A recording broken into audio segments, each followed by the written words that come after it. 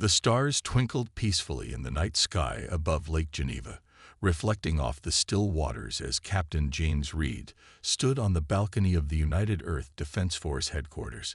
His moment of calm was shattered by the urgent beeping of his communication device. "Captain Reed, we've detected an unknown object entering our solar system," reported Lieutenant Adams, her voice tense. "It's moving faster than anything we've ever tracked." Reed rushed to the command center, where officers hurried between monitoring stations. The large central screen displayed a blinking red dot approaching Earth at incredible speed. "What are we looking at?" Reed asked, his experienced eyes scanning the data. "Unknown vessel, sir, not matching any Earth designs. It's slowing down as it approaches Mars orbit," replied Officer Wilson, his fingers dancing across the control panel. "Size estimates suggest it's approximately 3 times larger than our biggest spacecraft." Reed's jaw tightened. After years of preparation and speculation, it was happening. Humanity's first contact with an advanced alien civilization. "Alert all defense stations. I want every satellite and telescope focused on that object. And get me the Security Council," Reed ordered. Within 30 minutes, the vessel had established orbit around Earth. Its sleek, metallic hull gleamed in the sunlight, covered with strange symbols and patterns that seemed to shift and change when viewed from different angles. "They're broadcasting something, sir," announced Communications Officer Parker. "It's being transmitted on all frequencies." The message played through the command center speakers, first as a series of musical tones, then gradually transforming into clear human languages, cycling through English, Mandarin, Russian, Arabic, and dozens more. "People of Earth, hear the voice of the galactic hegemony. Your world has been selected for integration into our glorious empire. This is a great honor. Prepare your leaders to receive our ambassador within 1 rotation of your planet. Resistance is unnecessary and inadvisable. The hegemony brings prosperity to all who join willingly." The message repeated several times before stopping. The command center fell silent. "They sound friendly," muttered Wilson sarcastically. Reed's face remained stone-like. "They sound like colonizers who've done this many times before." Within hours, leaders from every nation gathered at the United Earth Council chamber in New York. The massive circular room buzzed with nervous energy as representatives debated the appropriate response. "We should demonstrate our military capabilities immediately," insisted General Brooks of the North American Alliance. "Show them we won't be easily conquered." "That would be suicide," countered Ambassador Lin of the East Agent Federation. "We know nothing about their weapons or intentions." Reed, invited to provide the military assessment, stood to address the council. "The vessel in orbit has technology far beyond our own. However, their message suggests they expect minimal resistance. They see us as primitive, which might give us an advantage." "What advantage could we possibly have?" asked President Garcia. Reed's eyes narrowed slightly. "They don't know what we know. They don't know about the artifacts we've recovered over the last 50 years. They don't know about our secret progress." The council members exchanged meaningful glances. Few people knew about the hidden technological advances humanity had made by studying crashed alien craft and artifacts found throughout the solar system. Earth had kept these discoveries carefully hidden, developing in secret while presenting a much less advanced face to the stars. "So what do you suggest, Captain Reed?" asked the Secretary General. "We play along. We act exactly as they expect. Primitive, disorganized, scared. Meanwhile, we activate Protocol Umbra." The Secretary General's eyes widened. "You believe this warrants our contingency plan?" Reed nodded solemnly. "They've already declared their intention to conquer us. But they've made one critical mistake." "And what's that?" asked General Brooks. "They've given us warning," Reed replied, his voice steady and determined. "Now we use it." As the council debated their official response, the alien ship loomed above, its crew confident in their superiority. unaware that humanity was not the easy target they believed. Exactly 24 hours after the first message, the alien ship released a smaller craft that descended toward Earth. Military bases around the world tracked its path as it headed for the designated landing zone, a large open field outside the United Nations headquarters in New York. Captain Reed stood among a mixed group of world leaders and military personnel as the shuttle touched down. Its surface gleamed with an iridescent metal that seemed to absorb and reflect light in impossible ways. The air hummed with tension as a doorway appeared in the seamless hull. Ambassador Vex stepped out, tall and humanoid but clearly alien. His skin had a bluish tint that shifted like oil on water, and his eyes, 3 of them, blinked in an unsettling pattern. 2 guards flanked him, carrying what were obviously weapons. "I bring greetings from the glorious hegemony," Vex announced, his voice strangely musical. "I am pleased to see you have assembled your tribal leaders as requested." President Garcia stepped forward. "We welcome you to Earth, Ambassador. We are curious about what integration into your hegemony would mean for our people." Vex's mouth curved into what might have been a smile. "The process is simple. Your world will be assigned a sector governor. Resources will be cataloged and harvested according to hegemony needs. Your people will receive education in proper civilization and be assigned suitable roles within the empire." The Earth representatives exchanged glances. Reed kept his face carefully blank, though his hands tightened into fists at his sides. "And if we decline this generous offer?" asked Ambassador Lin. Vex blinked all 3 eyes simultaneously, clearly surprised by the question. "Decline? There is no declining. The hegemony encompasses 17,000 worlds. We have incorporated civilizations far more advanced than yours. It would be like..." He paused, searching for an analogy. "Like your ants refusing to accept the presence of your boots." "We understand," Reed said quickly, stepping forward before anyone could respond with anger. "But our decision-making process requires consultation among all our leaders. We request 48 hours to reach consensus." Vex studied Reed with evident amusement. "Your primitive democratic processes are of no concern to the hegemony. However, I will grant your request. It makes no difference to the outcome." He turned back toward his shuttle. "I will return in 2 of your days to receive your formal surrender." As the shuttle ascended, Reed caught General Brooks by the arm. "We need a team at the landing site immediately. I want every particle of dust that ship left behind collected and analyzed." Within an hour, scientists in hazmat suits swarmed the landing area, gathering samples and taking readings. Dr. Eliza Moore, Earth's leading expert on extraterrestrial technology, supervised the operation personally. "What have you found?" Reed asked as he joined her in the mobile laboratory set up nearby. Dr. Moore looked up from her microscope, excitement visible behind her protective visor. "Their technology is incredible, but not incomprehensible. The residual energy signature from their engines matches theories we developed from the Arizona artifact." Reed nodded. The Arizona artifact, a piece of alien technology discovered in the desert decades ago, had been the cornerstone of Earth's secret research program. "Can we use this?" he asked quietly. "Better than that," Moore replied, pulling up a holographic display. "Their shuttle used the same quantum field manipulation we've been developing for Project Blacklight.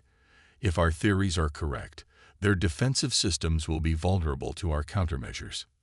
Reed's eyes narrowed as he studied the display. "Keep this completely classified. Direct communication through secure channels only." As he left the lab, Reed received an urgent message. More hegemony ships had been detected entering the solar system. Dozens of them, then hundreds. "They never intended to wait for our answer," Reed muttered, quickening his pace. "Protocol Umbra is now active. All personnel to designated stations."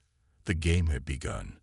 Earth would play the part of the frightened primitive world, while secretly preparing its one chance at survival. The military transport flew low over the endless white expanse of Antarctica, fighting against howling winds that threatened to push it off course.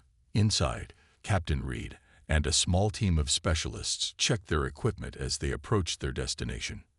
"Are you sure this facility even exists?" asked Major Davis, an expert in weapons systems who had been skeptical since their hasty departure from New York. "I've been with Defense Forces for 20 years and never heard of it." Reed nodded. "That's exactly the point, Major. Only 12 people on the planet knew about this place until yesterday." The pilot's voice crackled over the intercom. "Coming up on the coordinates now, sir. I don't see anything but ice." "Set us down precisely on the marked location," Reed ordered. The transport landed with a soft thud on the seemingly featureless ice sheet. As the team disembarked into the bitter cold, Reed pulled a small device from his pocket and pressed his thumb against it. For a moment, nothing happened. Then, with a low rumble, a section of ice 30 meters wide began to sink, revealing the platform beneath. "Gentlemen, welcome to Station Zero," Reed said as they stepped onto the platform. It began to descend into the darkness below. After dropping for nearly a minute, they emerged into a vast underground complex. The facility stretched for hundreds of meters in every direction, filled with technology that looked nothing like standard Earth equipment. Scientists and military personnel moved purposefully between workstations where strange devices hummed with energy. Dr. Thomas Miller approached them, his weathered face breaking into a smile at the sight of Reed. "James, it's been too long," Miller said, clasping Reed's hand firmly. "I wish the circumstances were better." "Me too, Tom," Reed replied. "Time's short. The hegemony fleet keeps growing. Our orbital sensors count over 500 ships now." Miller nodded grimly. "Follow me." He led them through the facility to a heavily secured section. After passing through several biometric checkpoints, they entered a spherical chamber at the center of the complex. In the middle of the room, suspended in a containment field, floated what looked like a small black star, a sphere of absolute darkness that seemed to pull at the eyes. "This," Miller said with reverence, "is Project Blacklight." Major Davis stared in wonder. "What exactly am I looking at?" "The culmination of 50 years of reverse engineering alien technology," Miller explained. "We recovered the first pieces after the Siberian impact in 1975. Most governments thought it was just a meteor, but it was actually a damaged ship that crashed. Since then, we've quietly gathered more fragments from around the solar system." Reed approached the floating darkness. "And this will work against the hegemony." "In theory," Miller said. "Blacklight disrupts the quantum field that their ships use for shielding and faster-than-light travel. One burst should temporarily disable any ship in range." "How many can it affect?" asked one of Reed's specialists. Miller's expression turned serious. "Currently, just one. We never had the resources to build it at full scale. It was meant to be a proof of concept, not a weapon of war." Reed considered this information. "Then we need to make it count. Target their flagship when the time comes." "There's something else," Miller added. "While the Blacklight device is our main countermeasure, we've developed other technologies as well." He led them to another section of the facility where workers were loading equipment into transport containers. Quantum communication jammers, shield modulators, gravity pulse emitters. None of it is as powerful as Blacklight, but together they might convince the hegemony we're not as helpless as they think. Reed inspected the technology with growing hope. "How soon can these be deployed?" "The equipment is ready. The orbital platforms were installed years ago, disguised as communication satellites. We just need to upload the activation codes." For the first time since the alien ship appeared, Reed allowed himself a small smile. "The hegemony thinks they're dealing with a primitive world barely capable of space travel. They have no idea we've been preparing for them for decades." "There's just one problem," Miller cautioned. "We get one shot with Blacklight. If it doesn't work, or if they realize what we're doing before we can deploy it." Reed's expression hardened. "Then we make sure it works. Humanity's existence depends on it." The sky above Earth had changed. Where once stars dominated the night, now thousands of hegemony ships hung like artificial constellations. Their massive hulls reflected sunlight during the day, casting strange shadows on the ground below. People around the world looked up in fear and wonder, knowing that mankind's future hung in the balance. In the United Nations Emergency Command Center, Captain Reed watched the main screen as the countdown timer approached 0. Ambassador Vex would return for Earth's answer in less than an hour. Blacklight deployment status, Reed asked, his voice steady despite the tension in the room. Device is in position, replied Dr. Moore from her station. The orbital platform has been moved into optimal range of the Hegemony flagship. Reed nodded. And our other countermeasures. All systems ready, confirmed Major Davis. Quantum jammers and shield modulators are standing by. Earth Defense Forces are at maximum alert. President Garcia approached Reed, speaking quietly. Are we certain this is the right course of action? The Hegemony has thousands of ships, if we provoke them. If we surrender, we become slaves, Reed replied firmly. Their integration means the end of human autonomy. Our civilization would be harvested and erased. He gestured to the screens showing the alien armada. They'd brought this many ships because they expected no resistance. It's time to show them they've made a mistake. The president straightened her shoulders. Then let's proceed. At precisely the appointed time, Ambassador Vex's shuttle descended once more. This time, however, it landed on a platform extending from the UN building itself. Security forces lined the pathway, standing at rigid attention as Vex and his guards emerged.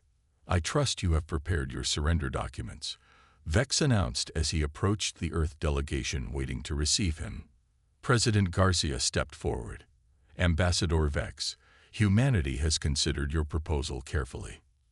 Excellent, Vex interrupted, clearly bored with the formalities. The sector governor will arrive tomorrow to begin the integration process. I wasn't finished, Garcia continued, her voice firmer now.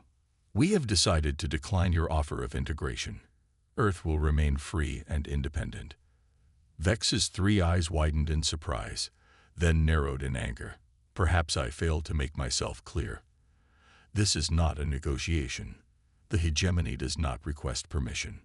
We understand completely, Garcia replied.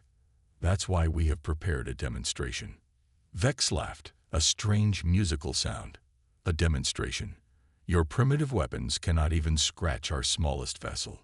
Reed stepped forward, holding a communication device. We only need to send one message. We only need to give you one warning.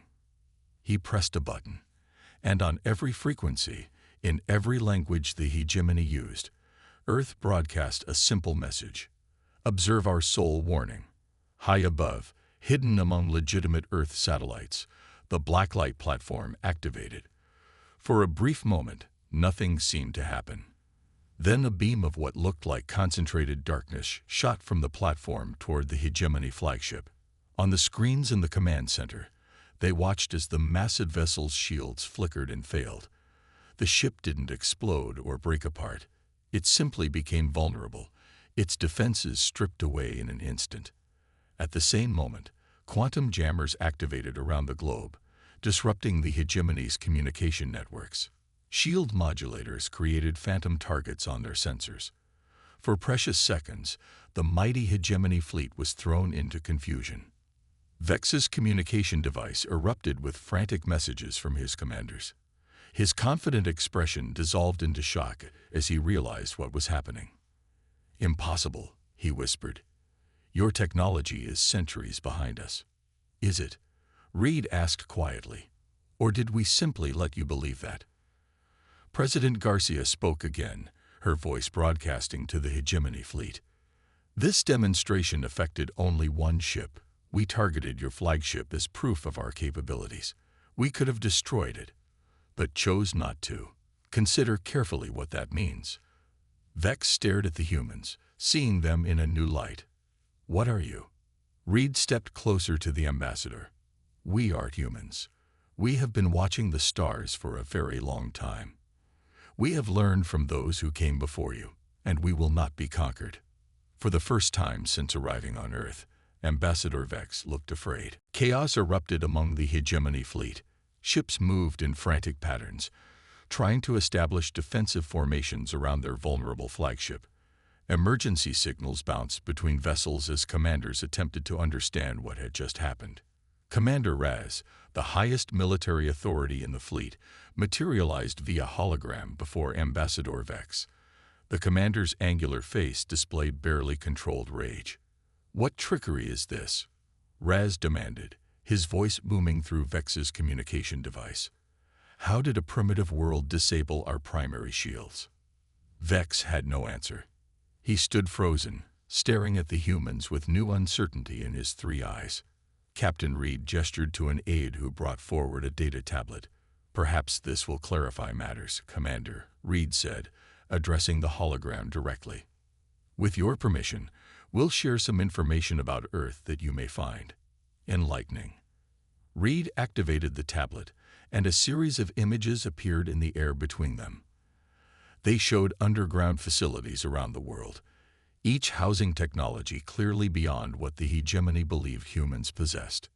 63 years ago, Reed explained, an exploration vessel from the Centauri Alliance crashed in our northern hemisphere. There were no survivors, but we'd recovered their database. It contained information about galactic civilizations, including the hegemony. Commander Raz's holographic image flickered as he processed this information. The Centauri ship was reported lost to a spatial anomaly. A convenient explanation. President Garcia interjected. "But the truth is, we learned about you long before you found us. We learned how the hegemony operates, how you categorize worlds, assess their threat level, and determine their value." Reed continued, "We made a decision then. Earth would appear less advanced than we truly were. We kept our more sophisticated technologies hidden. We maintained a facade of division and technological limitation." Dr. Moore stepped forward, her scientific curiosity overcoming her caution. "Your quantum field technology is impressive, but fundamentally similar to theories we developed independently decades ago. The difference is that we chose a different path." Commander Raz's expression had shifted from anger to calculation. "You claim to have deliberately deceived us." "We did what was necessary to protect ourselves," Reed replied. "Your empire has a well-documented history of how it treats worlds it considers valuable. The more advanced the civilization, the more thoroughly it is dismantled." Vex had recovered enough to speak. "This is preposterous.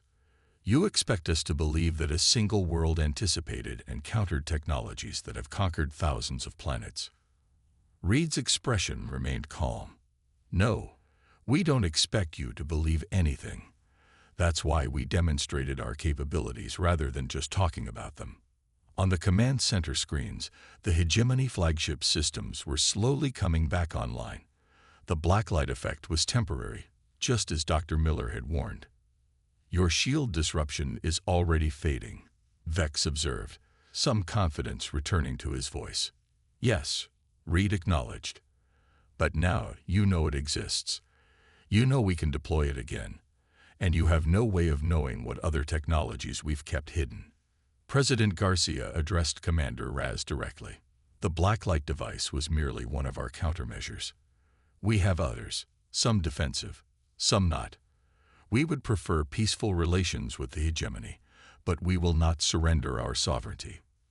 Raz's hologram remained silent for a long moment, his calculating eyes moving between the Earth representatives. Finally, he spoke. "Ambassador Vex, return to the fleet immediately. Further discussions will be conducted from a safe distance." As Vex and his guards hurriedly retreated to their shuttle, Reed exchanged a meaningful glance with Dr. Moore. The gamble had worked. For now. "Do you think they believe us?" President Garcia asked quietly as they watched the shuttle ascend. "It doesn't matter if they believe everything," Reed replied. "They believe we're dangerous enough to warrant caution. That's all we needed." Above them, the hegemony fleet began to withdraw to a higher orbit, creating distance between themselves and the suddenly mysterious planet below. Earth had earned something precious: time and respect. The humans had revealed their hand, but not all of it. The real negotiations were about to begin. 3 days after Earth's demonstration, the hegemony requested a neutral meeting ground. Both sides agreed on the International Space Station, hastily modified to accommodate the alien visitors. Captain Reed led a small delegation, including Dr. Moore, Major Davis, and representatives from Earth's major regions. The station's observation module had been converted into a conference room. Through its large windows, Reed could see both Earth below and several hegemony vessels, maintaining position at a respectful distance. Commander Raz entered with Ambassador Vex and 2 other aliens Reed didn't recognize. Raz was taller than Vex, with darker skin that seemed to absorb light rather than reflect it. His movements were precise and military, his 3 eyes constantly scanning the room. "Captain Reed," Raz acknowledged with a slight nod. "The hegemony appreciates your willingness to meet. Earth welcomes the opportunity for peaceful dialogue," Reed replied, gesturing to the conference table. "Shall we begin?" The 2 delegations seated themselves on opposite sides. The room's tension was almost physical, like a stretched wire ready to snap. Raz spoke first. "The hegemony has reviewed the data from our encounter. Your blacklight technology is unexpected. Our analysts are divided on whether your other claims are genuine or merely clever deception." "Does it matter?" asked Dr. Moore. "You've seen enough to know we're not defenseless." "Indeed," Raz agreed, which brings us to a practical question. What does Earth want? Reed leaned forward. "We want what any sovereign world wants: freedom, security, and peaceful relations with our galactic neighbors." Vex made a dismissive gesture. "Lofty words, but meaningless. The hegemony cannot simply leave potential threats unmanaged." "Then perhaps we should discuss why you consider us a threat," Reed countered. He nodded to Major Davis, who activated a holographic display in the center of the table. Images appeared showing dozens of worlds. These planets were all integrated into the hegemony over the past century. According to the Centauri database, many had thriving civilizations. The images shifted to show the same worlds now: mining operations, factory complexes, and military bases where cities once stood. "You came to Earth not for peaceful integration, but for conquest," Reed continued. "You've done this 17,000 times before. The hegemony doesn't seek allies. It seeks resources and subjects." Commander Raz's expression remained neutral. "Evolution favors the strong. The hegemony brings order to chaos." "At what cost?" asked the African Union representative. "The extinction of unique cultures, the destruction of diverse perspectives." "Sentimentality," Vex scoffed. "The universe is cold and uncaring. Only through unity under the hegemony's guidance can lesser species survive." Reed shook his head. "That's where we disagree fundamentally. Earth believes in cooperation between equals, not domination." "Equals," Raz said, genuine surprise in his voice. "You claim equality with the hegemony." "Not in size or age," Reed acknowledged, "but in right to exist. In dignity. Yes, absolutely." Reed stood and moved to the window, looking out at Earth. "We propose an alternative to integration, a treaty between Earth and the hegemony, one based on mutual respect and fair trade. We have technologies and resources you might find valuable. You have knowledge of the galaxy we could benefit from." "The hegemony does not make treaties with," Vex began, but Raz held up a hand, silencing him. "What guarantees would Earth offer?" Raz asked, his tone more thoughtful. "The same ones we would expect from you," Reed replied. "Non-aggression, respect for territorial boundaries, fair and transparent exchange of goods and information." Raz studied Reed for a long moment. "And if we decline?" Reed turned from the window, his face solemn. "Then we would defend ourselves with every means at our disposal. The demonstration you witnessed was intentionally limited. We hoped to avoid bloodshed." He gestured to the holographic display, which now showed Earth's hidden defense systems. "We have prepared for this possibility for generations. Win or lose, the cost to the hegemony would be substantial. Raz's three eyes blinked in sequence. A gesture Reed had learned indicated deep thought among their species. "I will convey your proposal to the Hegemony Council," Raz finally said. "Until their decision, we will maintain our current position, with no hostile action." Reed nodded. "That's all we ask for now."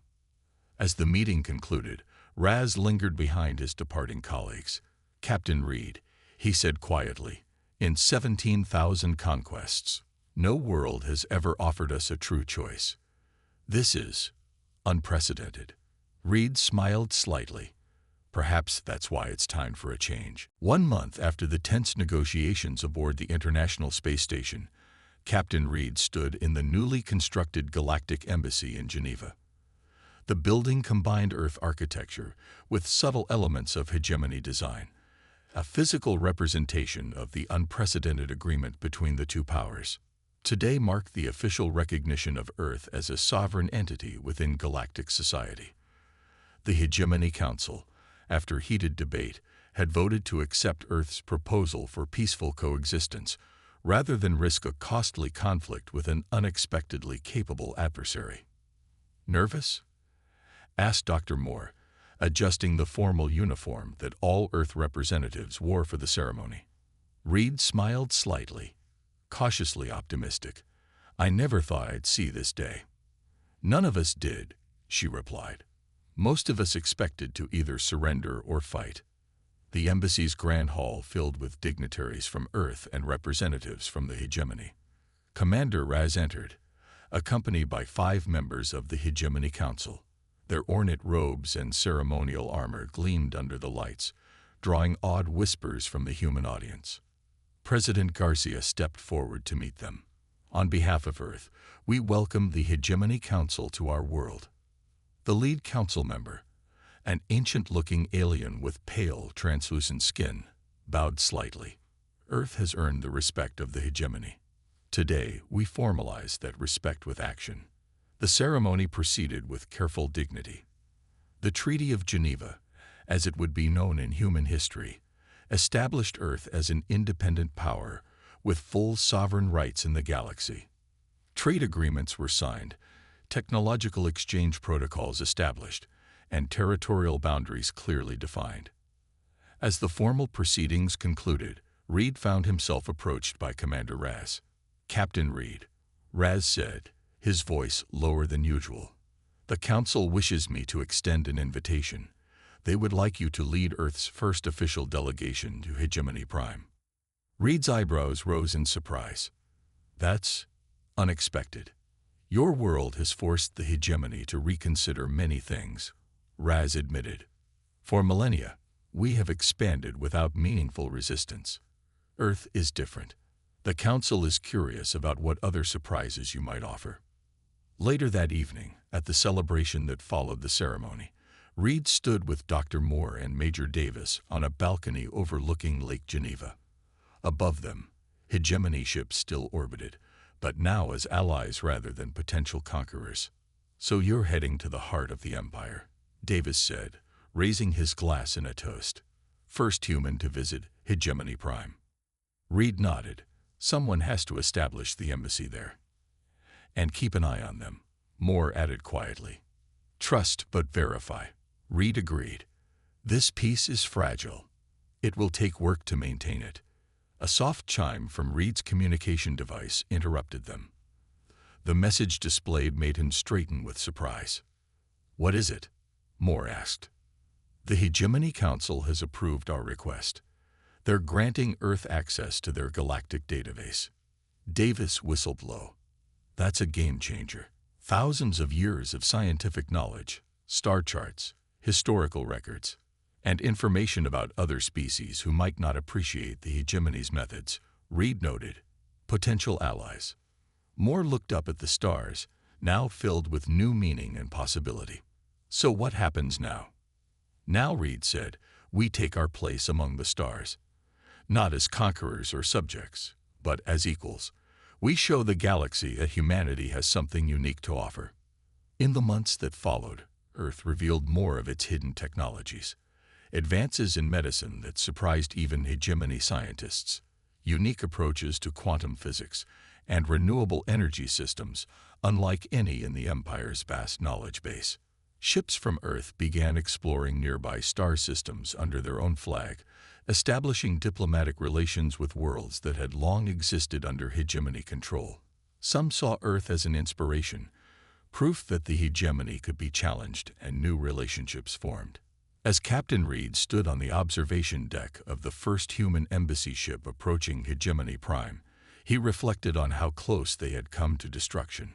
One warning had been enough, not because of the power they had demonstrated, but because they had shown the wisdom to use that power with restraint. The stars no longer seemed distant and cold. They represented humanity's future, a future they had fought for and won, not through overwhelming force, but through courage, intelligence, and the willingness to stand firm when faced with impossible odds.